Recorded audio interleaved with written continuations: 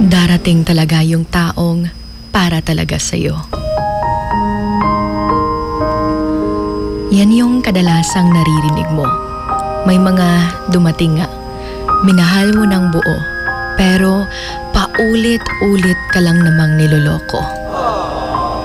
Yung nakakalito rin minsan dahil hindi mo alam kung sino nga ba yung may pagkukulang. Hindi mo alam kung hanggang kailan ka dadamayan. Nga gatinarong manunta ka, pero igo ra ka gibinuangan. Tuwing nasasaktan ka at kapag hindi mo na kaya, iniinom mo, kinikwento mo sa mga kaibigan mo, nagmumukmuk ka, at yung feeling na parang nawawalan ka na ng gana. Sa lahat ng binigay mo sa kanya ay parang hindi pa rin enough. Kaya nakakapagod ang magmahal, nakakapagod magsimulang muli. Balik muli sa talking stage, getting to know each other, yung tipong nakakahilo marinig yung paulit-ulit na mga tanong na noon pa man alam ng puso mo na nasagot mo na ito, pero hindi pala sa taong para sa'yo. Pinakilig ka noon ng paulit-ulit, sabay sabing, mahal na mahal kita, kauna kay pakaslan pata ka, ikaw ra jud ugwa na ilain pa, di jud na ako kayang mabuhi o wala ka. Yan yung mga salitang nagpakilig sa'yo noon at pinaniwalaan mo naman, pero ngayon, natuto ka na. Nga daghan jud di ay og maayo lang sa istorya. Nga lagi ikaw ra, pero di ay naay laing account sa social media ug naay mga ka-chat nga gipang-ingnan pod niya nga ikaw ra ug wa nay lain pa.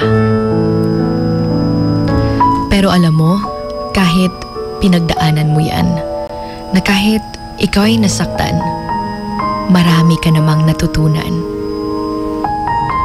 Kagaya na lang ng hindi pala dapat binibigay ang lahat-lahat sa taong ginagamit ka lang.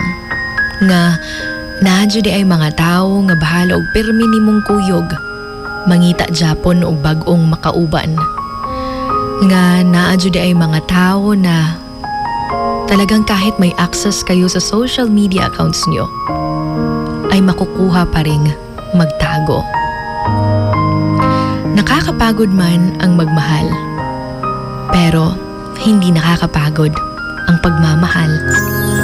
Na kahit ilang ulit ka ng tinalikuran, gibiyaan, pero masarap pa rin maramdaman ang pagmamahal mula sa isang taong kahit hindi man siya ang first mo, pero parati niyang pinaparamdam sa'yo na hindi basehan kung sino yung nauna, pero sa kung sino yung nagstay at never naghanap ng iba.